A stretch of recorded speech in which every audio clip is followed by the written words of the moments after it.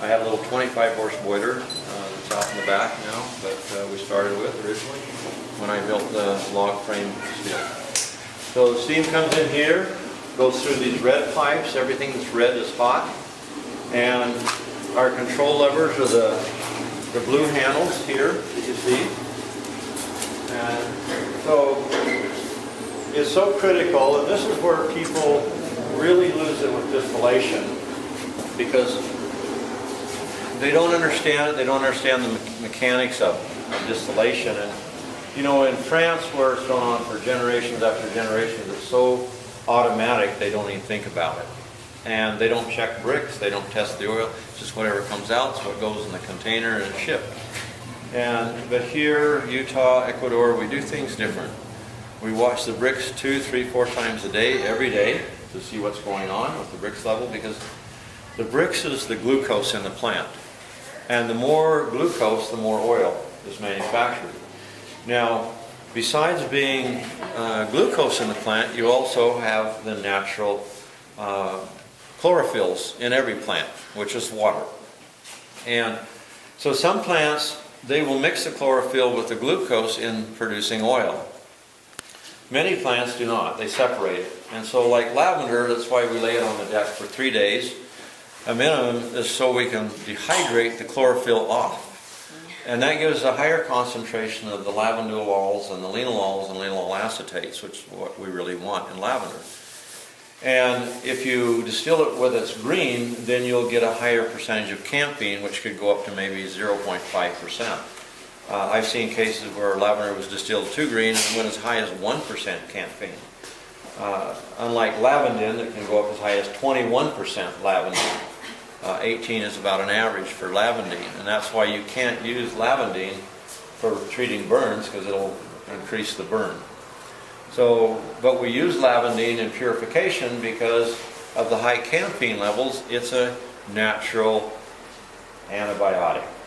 It's a natural antiseptic agent, you know, preserving agent. So that's why it's in purification, to kill bacteria, and that's the reason. So when these cookers are filled, these extraction chambers are filled, the first thing that's really, really critical in the distillation stage is packing the extraction chamber correctly.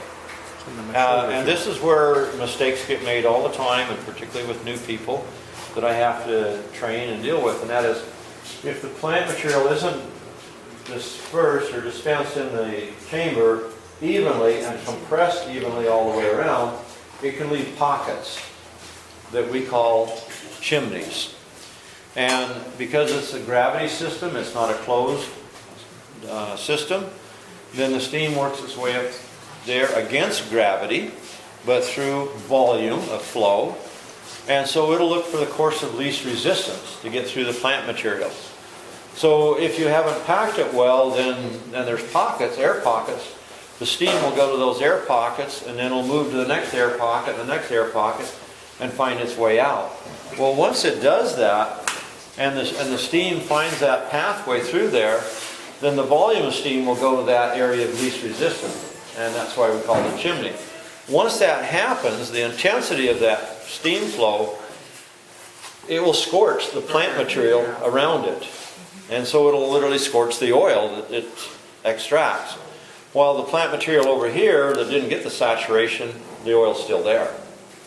So it'll change the composition, the structure, the percentage of molecules, and there'll be molecules you won't even get because you didn't do a full extraction. So that's one of the very critical things is packing. I've had my guys here, Utah, Ecuador, when I've watched them sometimes, I've let them pack the whole chamber and then make them unload it and start over. Just to teach them the fact that they don't take shortcuts. It's packed right or don't pack it at all.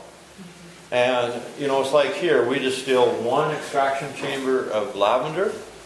You know, what is that value to us in Young Living? 1 extraction chamber of lavender is about $100,000. And you can lose that entire distillation from 1 60-second decision,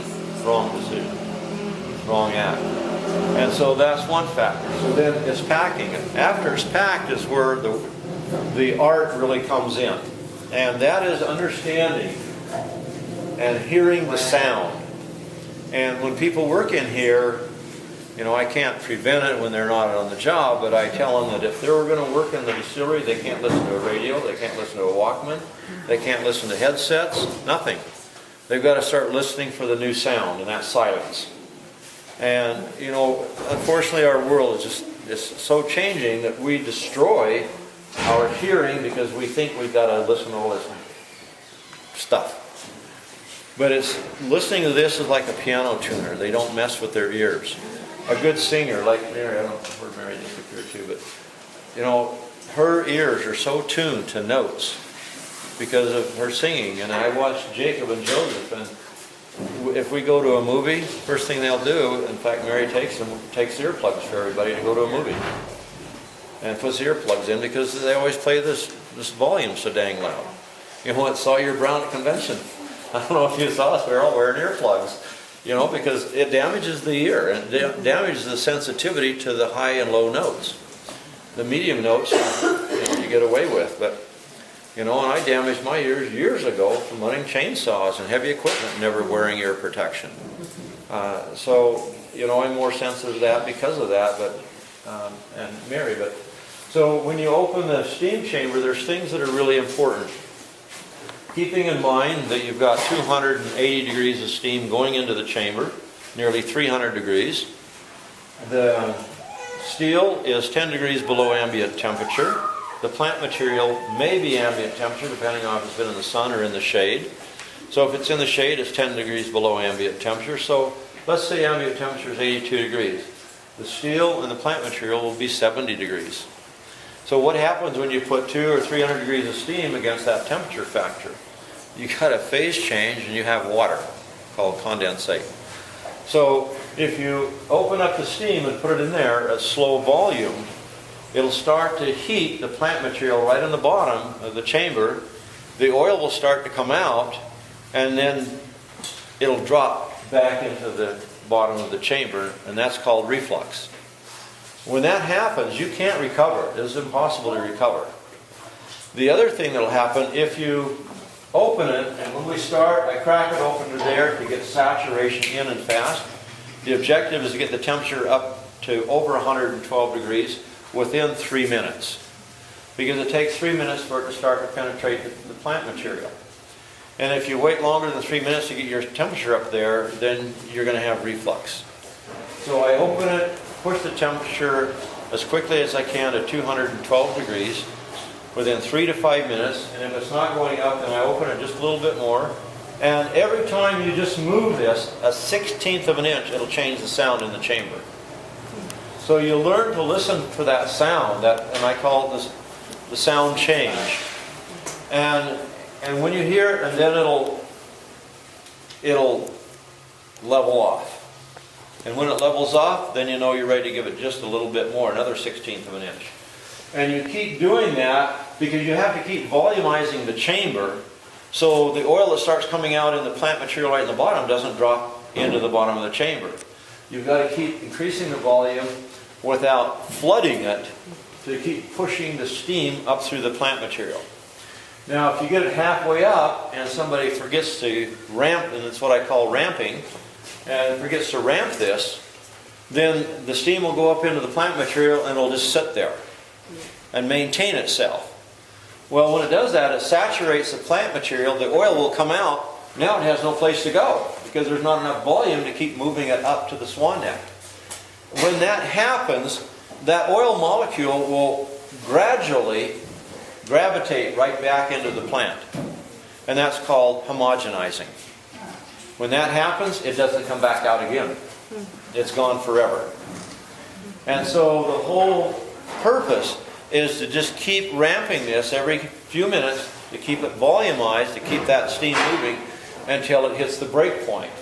And you can tell what we call the break is when the steam comes out of the top and hits the swan neck the first time. That's what we call the break. And when it breaks, we got these red vent pipes on the top of the condensers, and it'll release that aroma will come out of those vent pipes so intense that with peppermint it'll make your eyes water. But whether it's lavender, pine, or clary sage, you smell such an intensity of the linalols that comes out, or the terpenes in the conifers, that it can make your eyes water. And that's an indicator that it is broke. Once it breaks, then you know you've got approximately 6 to 7 minutes when you have Passover. And Passover is the word we use for when the oil comes out of the condenser and starts into the separator. Once we have Passover, then we generally take and throttle the steam volume back just a little bit so we can maintain our temperature. When we're distilling like Melissa, we distill at 230 degrees. When we distill lavender, we distill at 245 degrees. Keeping in mind that once this is at temperature, we'll always have a 15-degree temperature variation from the steam temperature going into the temperature inside the chamber, until everything is saturated and up to that 230 to 245 degrees. Then we can throttle it back, because we don't want to go above that. If we go to 250, 60 with lavender, then we start scorching it. And so we don't want to do that. And the same with Melissa. Melissa is very fragile. Melissa is a female plant. She likes to be handled very delicately. She loves to be talked to. She loves to be caressed. She loves to be touched.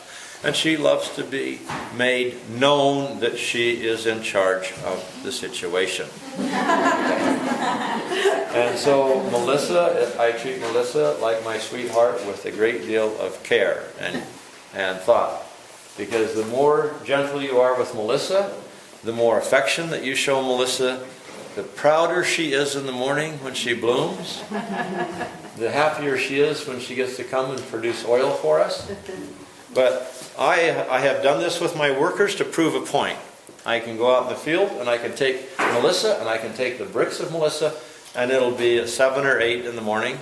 And I can stand there and I say, I'm just so darn tired of you not doing what you need to do. The BRIX should be higher. What is wrong with you this morning? How come you didn't get out of bed earlier? Take the BRIX and it's at 3. Just from that negative tone, the BRIX will drop into Melissa. That's how sensitive it is. I can stand there and I can tell her how beautiful she is, and I love her makeup that she put on this morning just for me, and how proud of her I am, and the BRIX will go up to 10. So it's just a lesson for all you guys. You sweet talk your sweetheart, the sugar goes up. So how long does it take to do a whole vat of the lavender? We cook an hour and a half. And that'll be the whole. That's it. Wow. That's it. One yield, one container full of one vessel.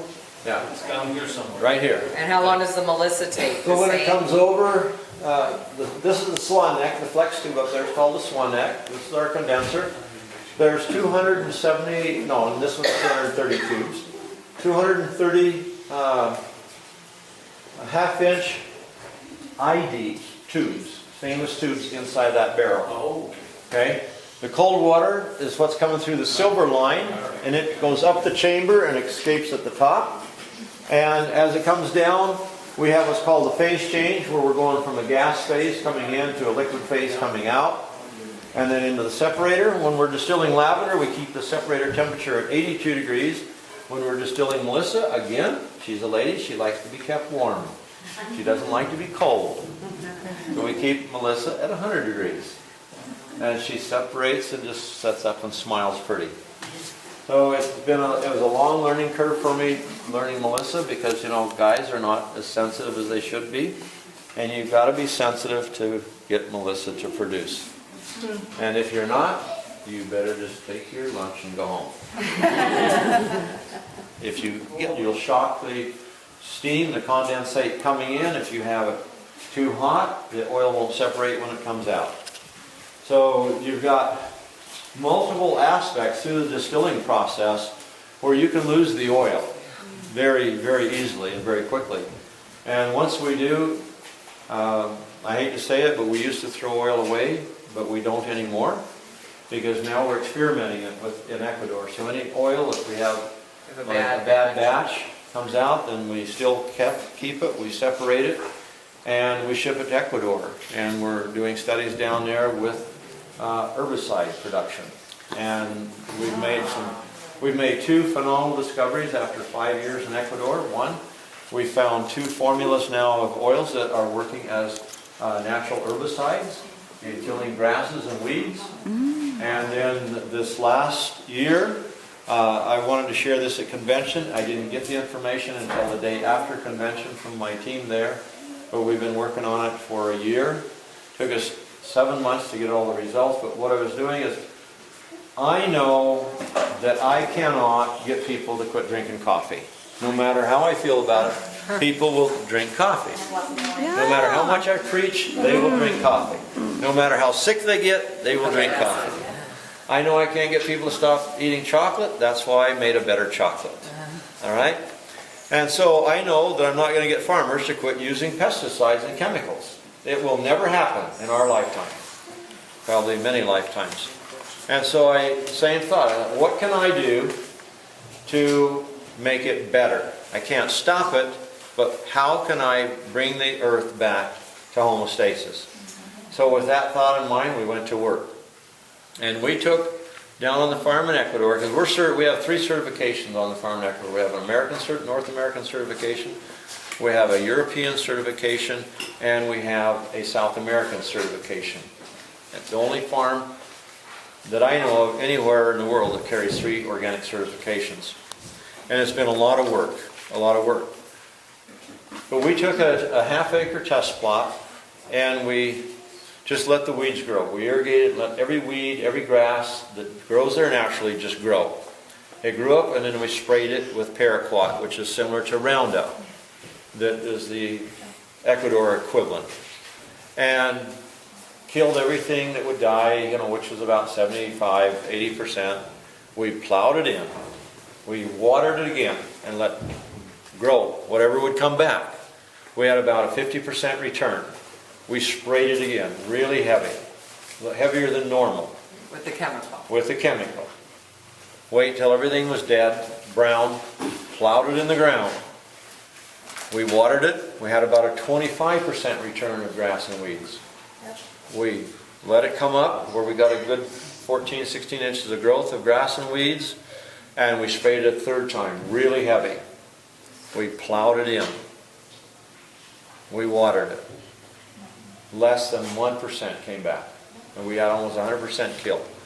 So we took samples from the soil, sent it into the laboratory, they analyzed, and they found, I think it was 7 of the primary chemicals that was in that solution in the soil. Yes, this is what's killing the microbes. Microbial, it was completely dead. Enzymes, completely dead. So now after we spent 6 months doing this and getting the soil dead, now let's go back to work. So I started with a project. And you can all do this, it's really simple. I took Digize. I mixed it half and half with neem oil. And why neem oil? Because neem is not an essential oil. It has more fatty acids in it, and it doesn't evaporate. And we sprayed the soil. We tilled it in. We sprayed the soil. We waited 48 hours. We sprayed it again, tilled it. We waited 48 hours, sprayed it again, and tilled it. And then we just let it set for 30 days, see what would happen. We took soil samples, organic. Wow. Not organic certified, but organic quality. Could not find one single chemical. So it digested the It digested the chemicals. And the other thing that was even equally or more amazing for me, is which I was hoping, is they were able to identify live microbes and enzymes in the soil after 60 days. How much did you reestablished it back. use? How much did you use of Digest? Like how many bottles would you have used for the amount of that you? For that half acre, I'd have to go back and look at my notes. So are we going to get that sometime? Yes. Can you So get that to Monsanto? we did another. Can you get that to Monsanto?